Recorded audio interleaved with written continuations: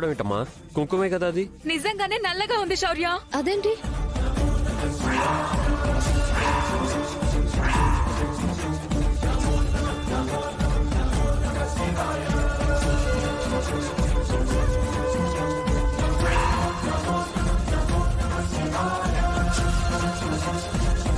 రామలక్ష్మి, ఏంటది నల్లబొట్టు పెట్టావేంటి? యారా, కుంకుమ తీసుకోవడంలో ఏదైనా పొరపాటు జరిగిందా? లేదత్తయ్య, నేను కుంకుమనే పెట్టాను. చూడండి.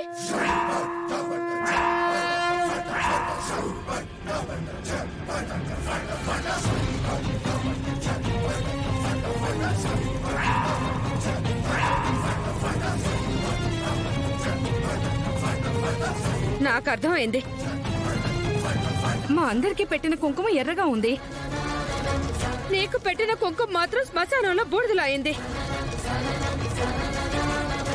రామలక్ష్మి, నీకు ఇప్పటికైనా అర్థం అవుతుందా నువ్వు తప్పు చేసావని?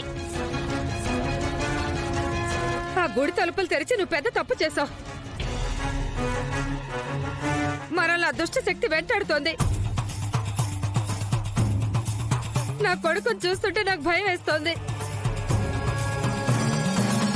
ఇది ఖచ్చితంగా దుష్ట శక్తి పనే.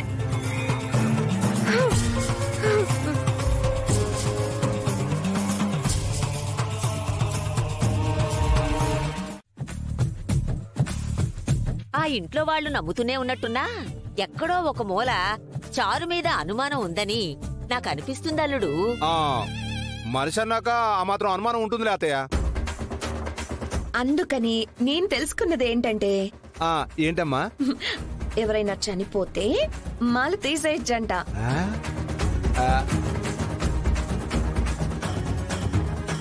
ఇప్పటికిప్పుడు మన ఇంట్లో అంత వయసు అయిపోయిన పెద్దవాళ్ళు ఎవరున్నారబ్బా? మీ అమ్మమ్మ. నాకు వయసు అయిపోయినా ఆయుష్ ఇంకా ఉంది. నేను కోల్చాల్సిన కొంపలు ఇంకా చాలా ఉన్నాయి అల్లుడు. అమ్మో,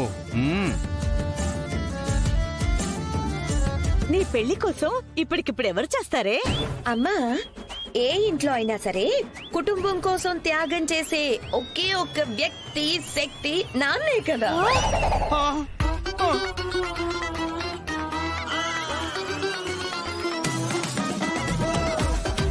నాకే ఎసరు పెట్టావా తల్లి? నాన్న నాన్న, నా కోసం ఒప్పుకో నాన్న. ఒక్కసారి చచ్చిపో నాన్న, ప్లీజ్ ప్లీజ్ ప్లీజ్. నువ్వు కూతురు కొరువుదే అనివా? నేను బతుకున్నాగానే తగల పెడతావా? నేను చచ్చినా ఒప్పుకోను.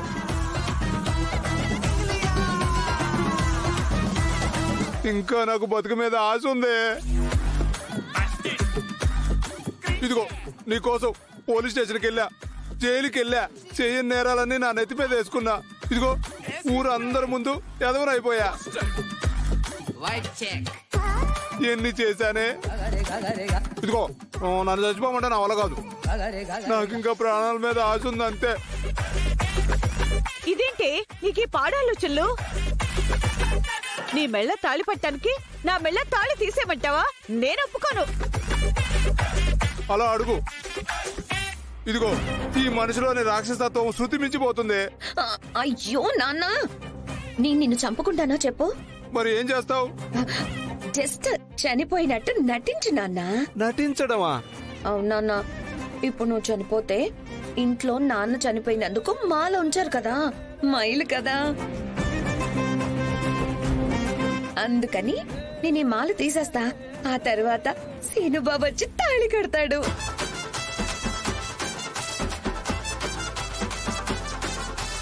తాళి కట్టిన తర్వాత ఆయన ఏమీ చేయలేడు కాబట్టి ఆ తర్వాత నువ్వు బ్రతికిపోవచ్చు కదా. ఇది బాగుందండి, దీనికి ఒప్పేసుకోవచ్చు. మీ బుర్ర వాడకండి, నా బుర్రతో చెప్తున్నాను, ఇది కరెక్ట్. బావగారు, మన కుటుంబంలో ఎవ్వరూ నటన విషయంలో వెనకడుగు వేయకూడదు. జనాన్ని బురుడీ కొట్టించాలంటే అమాయకుల్లాగా మంచోళ్లాగా అన్ని పోగొట్టుకున్న వాళ్ళలాగా నటించాలల్లుడు. అబద్ధానికి ఆవిడ దూరంలో ఉండేవాడు మా నాన్న. అబద్ధం ఆడితే మా అమ్మ వాతలు పెట్టేది. అలాంటి నా బతికే అబద్ధం అయిపోయింది మీ వల్ల.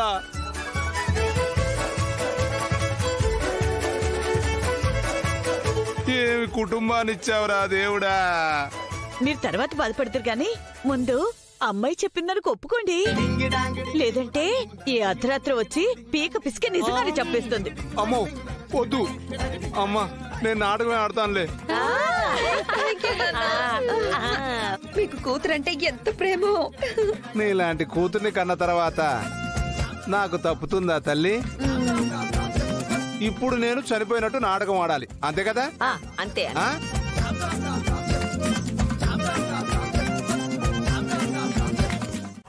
ఏంటి రామా, నుదుటిన బొట్టు నల్లగా అయిపోయిందా? అవునాద్య, నన్ను ఖచ్చితంగా ఎవరో ఫాలో చేస్తున్నారు. నేను ఎక్కడికి వెళితే అక్కడికి వాళ్ళు కూడా ఫాలో చేస్తున్నారు. ఏదో రకంగా దుష్టశక్తి ఉందని నన్ను భయపెట్టి జనాన్ని నమ్మించి గుడిని మూసేయాలని చూస్తున్నారు. అది నిజం అనుకుని మా అత్తయ్య అష్మిత నన్ను జాబ్ రిజైన్ చేయమంటున్నారు. అసలు నాకేం చేయాలో అర్థం కావడం లేదు.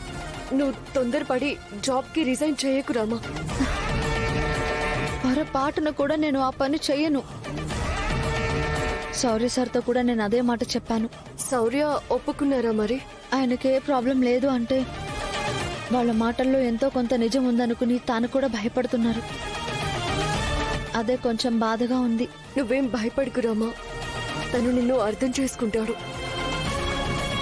అక్క, రామా, కాసేపటి తర్వాత నేను నీకు మళ్ళీ కాల్ చేస్తాను. ఏదైనా ప్రాబ్లమా? ఏ విషయమైనా నేను నీకు మళ్ళీ ఫోన్ చేసి చెప్తాను, సరేనా? ఉంటాను. సరే.